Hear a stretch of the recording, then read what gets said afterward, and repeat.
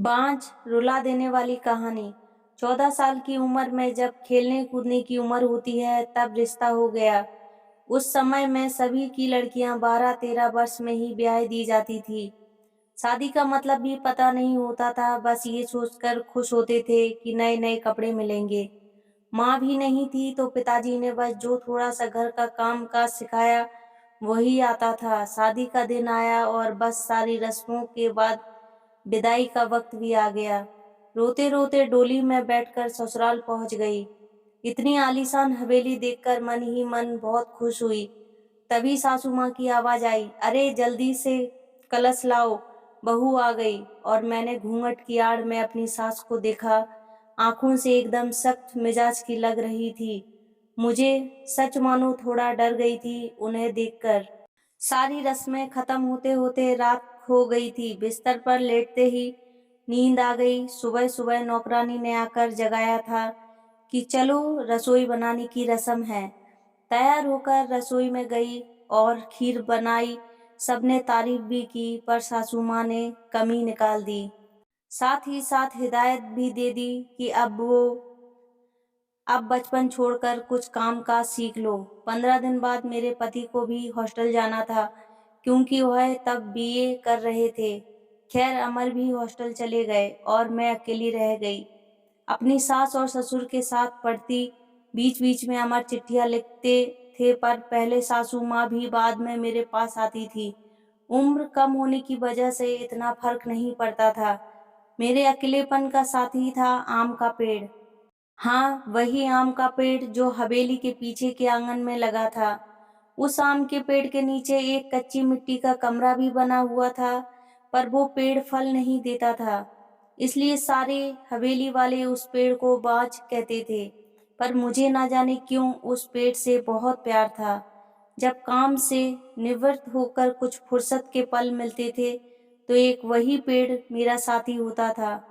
उसको देखते हुए मैं अपनी सारी थकान भूल जाती थी।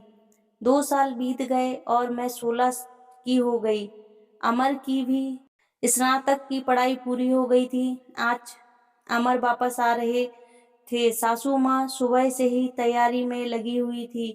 खुद ही रसोई में जाकर सारा जायजा ले रही थी। मैं भी बहुत खुश थी कि अब मुझे अकेले नहीं रहना पड़ेगा। 16 श्रृंगार के साथ मैं पूर्ण स्त्री की तरह महसूस कर रही थी। आज मांग का सिंदूर कुछ अलग ही लालिमा लिए हुए था। शायद वह लालिमा मेरे चेहरे पर भी दिख रही थी। तभी तो मेरी सास ने मुझसे कहा कि जा अपनी नजर उतरवा ले। अमर आ गए हैं, हवेली की हलचल से पता चल गया था। मुझे खाने पीने से निवृत्त होकर सब आराम करने चले गए। अमर भी कमरे में आ गए थे और मैं बस शर्म से लाल हुए जा रही थी। तभी अमर ने मुझे तोहफा दिया, एक सुंदर लाल साड़ी।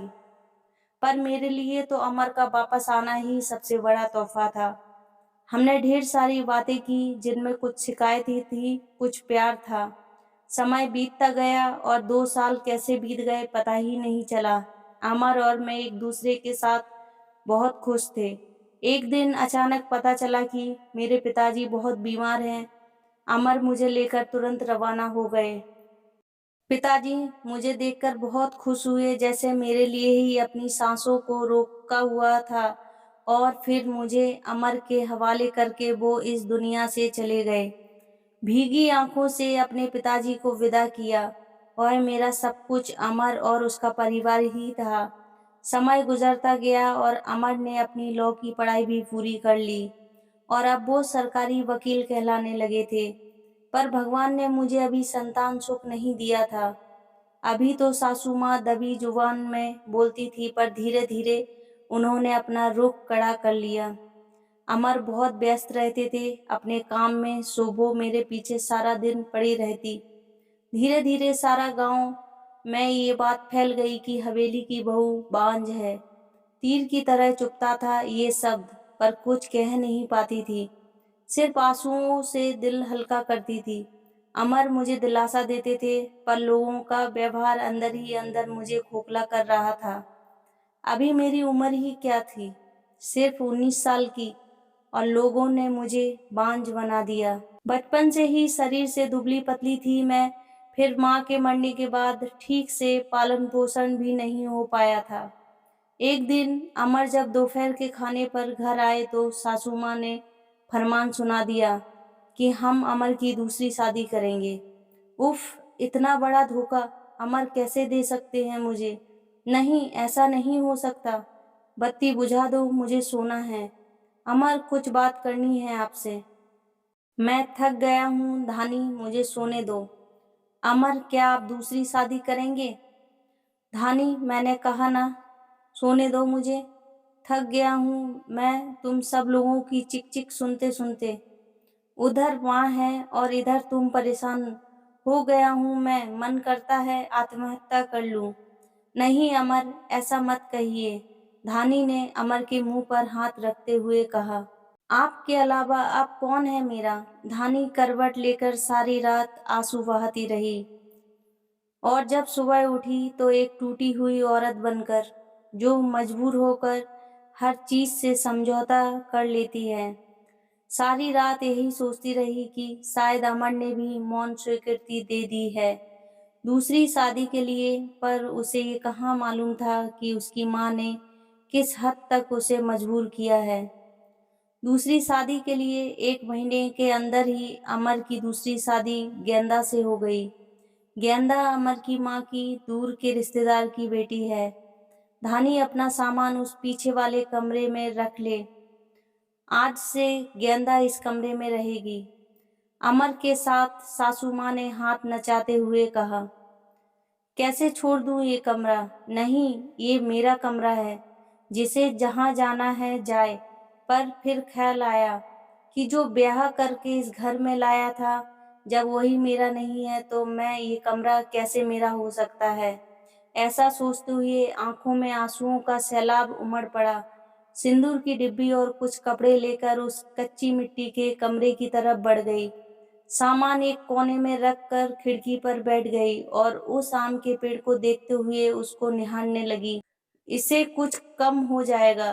किस्मत कहूँ या कुछ और कि आज मेरी हालत भी इस पेड़ की तरह हो गई है। अकेला बेसहारा जैसे ये अभी तक अपने अस्तित्व को बचाने में सफल रहा है, क्या मैं इसकी तरह अडिग और मजबूत रह सकूंगी या फिर किसी कमजोर लता की तरह मुरझा जाऊंगी और अपना अस्तित्व खो दूंगी? नहीं, ऐसा नहीं होगा। ये मजबूत रहूंगी। जब ये बेजुबान पेड़ सबसे लड़ सकता है तो मैं क्यों नहीं? अपने विचार श्रृंखला से बाहर आते ही मैंने अपने आप को संभाला और हर स्थिति से लड़ने के लिए तैयार किया। दिन गुजरते गए और मैंने घर के कामों में अपने आप को व्यस्त कर लिया। अपनी कोठरी के आसपास खूब सारे पेड़ लगाए और बाकी बचे हुए समय में उन पेड़ों की देखभाल करने लगी। साथ ही उस आम के पेड़ की खास देखभाल करती थी। गेंदा एक सुलझी हुई लड़की है। वो जब भी मुझसे बात करने के लिए आती, मेरी सासू माँ उसे बहाने से बुला लेती। अमर पहले से भी ज्यादा व्यस्त रहने लगे थे। मुझसे बात तो करते थे, पर एक पछतावा हमेशा उनकी आंखों में दिखता था। शायद मेरी हालत देखकर बुरा लगता था उन्हें, पर माँ के खिलाफ जाने की हिम्मत नहीं जुटा पाते थे। गेंदा के दिन खुशी से गुजर रहे थे और मेरे दिन बस गुजर रहे थे और देखते ही देखते वो दिन भी आ गया जब गेंदा ने खुशखबरी सुना दी कि वो माँ बनने वाली है। पूरी हवेली में त्योहार जैसा माहौल हो गया। सारे नौकरों में तोहफे बांटे जाने लगे। मैं भी बहुत खुश थी कि चलो, अच्छा है, अब घर में एक नया भी मेहमान आएगा। शायद मेरी जिंदगी का सूनापन। गेंदा बहुत कमजोर थी और उम्र भी 16 साल। उसे बहुत तकलीफ होती थी। अब सासू माँ का आदेश था कि उसकी अच्छे से सेवा की जाए, जिससे कि उसकी कमजोरी दूर हो सके। सारी देखभाल के बाद भी गेंदा का वजन कुछ खास नहीं बढ़ रहा था। एक दिन चिंतित होते हुए मैंने अमर से कहा कि गेंदा को शहर में किसी अच्छे डॉक्टर को दिखा लाओ, पर सासू माँ ने ये कहकर मना कर दिया कि हमारे भी बच्चे घर पर हुए हैं और अमर की वही पुरानी आदत कि अपनी माँ के खिलाफ वो जा नहीं सकते थे। एक दिन गेंदा की तबीयत कुछ खराब होने लगी। उसकी सांस बहुत फूल रही थी। घबराकर मैंने गांव के वैद्य जी को बुलवा भेजा। वैद्य जी ने आकर कुछ दवाइयाँ दी और खून की कमी भी बताई। और जब मैंने अमर को ये बात बताया तो सासू माँ ने मुझे गेंदा से दूर रहने का आदेश दे दिया, ये कहकर कि एक बाँझ की छाया भी नहीं पड़नी गेंदा पर। खैर मुझे गेंदा से दूर कर दिया गया और मैं फिर से अपनी कोठरी में अकेली सारा दिन बंद रहने लगी, या ये कहूँ कि अंदर ही अंदर मैं खुद भी डर गई थी कि कहीं सचमुच मेरी वजह से गेंदा को कुछ ना हो जाए। कुछ दिन बाद रात में नौकरों का शोर-शराबा सुन के आंगन की तरफ भागी, देखा तो गेंदा के प्रसव का समय आ गया था। गांव की बूढ़ी औरतें और दाइयों को बुलाया गया। पूरी हवेली में हलचल का माहौल था। मैंने अमर की तरफ देखा, बहुत डरे हुए लग रहे थे। मैं उनके पास गई और उन्हें थोड़ा धैर्य रखने को कहा। थोड़ी देर में बच्चे की किलकारी गूंजने लगी। हम सभी की खुशी का ठिकाना नहीं था, पर तभी काकी ने बाहर आकर बताया कि गेंदा की कमजोरी और खून की कमी के कारण वो गेंदा को बचा नहीं पाए। बेटी को जन्म देते ही गेंदा का देहांत हो गया। हाय, पोते का मुंह नहीं देख पाई। अब ये कैसे मेरा वंश चलेगा। सासू माँ का विलाप सारी हवेली में गूंज रहा था। उस छोटी दूध मुँहे बच्ची को देखकर मेरा कलेजा मुंह को आता था। ऐसा लगता था जैसे वो मैं हूँ। मैंने उसे कलेजे से लगा के रखा। जिनकी माँ नहीं होती वो बच्चे कुछ ज्यादा ही समझदार होते हैं। शायद जरा भी परेशान नहीं करती थी वो मुझे, बस दूध पीते ही सो जाती थी।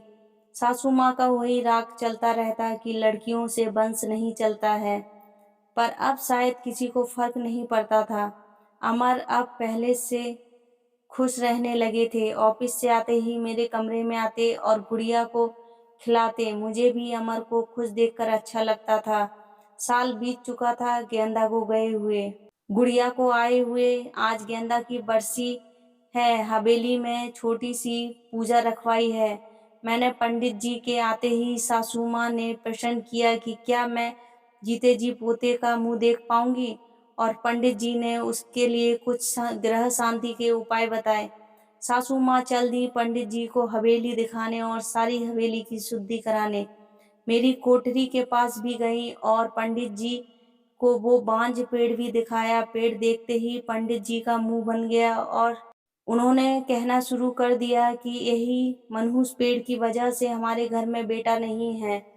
और उन्होंने कहना शुरू कर दिया कि इसी मनहूस पेड़ की वजह से हमारे घर में बेटा नहीं है। तो सासू माँ ने आदेश दिया तुरंत नौकरों को कि यह पेड़ काट डालो। मुझे कुछ समझ नहीं आ रहा था कि क्या करूं, कैसे अपने सुख दुख के साथी को बचाऊं। जैसे ही वो कुल्हाड़ी लेकर पेड़ काटने आगे बढ़ने लगे, मैं फुर्ती से भागकर उस पेड़ से लिपट गई और विनती करने लगी कि पेड़ को छोड़ दो, पर वो लोग नहीं मान रहे थे। मैं रोती जा रही थी, पर किसी को तरस नहीं आ रहा था। तभी किसी ने मुझे खींचकर धक्का दिया और मेरा सिर पत्थर से टकरा गया। सिर से खून की धार निकल रही थी। यह देखकर अमर से रहा नहीं गया और उन्होंने सबको वहां से हटा दिया और तुरंत मुझे अस्पताल ले गए। मलहम पट्टी के बाद मुझे कुछ होश आया। डॉक्टर साहिबा सामने खड़ी थी और अमर को कुछ समझा रही थी। सासू माँ भी वहीं थी और उनके चेहरे से पता चल रहा था कि उन्हें अपने किए पर अफसोस है। डॉक्टर, क्या अब हम इसे घर ले जा सकते हैं? अमर ने पूछा। हाँ, अब आप इन्हें ले जा सकते हैं, पर ख्याल रखिएगा कि अब ये ऐसा दोबारा ना हो, क्योंकि ऐसी हालत में ऐसे गिरना ठीक नहीं होता। ऐसी हालत? डॉक्टर, क्या हुआ इसे? अमर ने घबराते हुए डॉक्टर से पूछा। अरे, आप लोगों को नहीं पता, अब ये माँ बनने वाली है, तो इनका अच्छे से ख्याल रखिएगा। ये सुनकर किसी को भी यकीन नहीं हुआ। सब बस एक दूसरे को देखे जा रहे थे और मैं तो बिल्कुल यकीन नहीं कर पा रही थी। सासू माँ की आंखों में पछतावे के आंसू थे। मेरे सर पर हाथ रखकर बस इतना इतना ही कह सकी, मुझे माफ कर दो, और मैं मुस्कुराकर उनसे लिपट गई जैसे मैं अपनी माँ से लिपटी हूँ। पूरे 9 महीने मेरे सासू माँ ने मेरा बहुत ख्याल रखा और मैंने उस पेड़ का। आज मेरी डिलीवरी होनी थी। सासू माँ का समय से मुझे अस्पताल ले गई ताकि जो गलती उन्होंने गेंदा के समय की थी वो अब ना हो। बधाई हो, आपके पोता हुआ है। नर्स ने सासू माँ को खबर सुनाई और सासू माँ ने हाथ से अंगूठी निकालकर नर्स को दे दी। वो खुश थी, पर इस वजह से नहीं कि पोता हुआ है, बल्कि इस बात पर कि मैं बिल्कुल ठीक हूँ। हवेली में धूम-धाम थी, सब खुश थे कि हमारा परिवार पूर्ण हो गया था बेटी और बेटे के आने से। और एक खुशी कहीं और भी पनप रही थी, वो उस आम के पेड़ में फूल आ रहे थे। शायद हम बहुत जल्दी चिंता करने लगते हैं फल मिलने की, हर चीज का एक समय होता है। कुपोषित शरीर हो या पेड़, दोनों ही फल नहीं देते।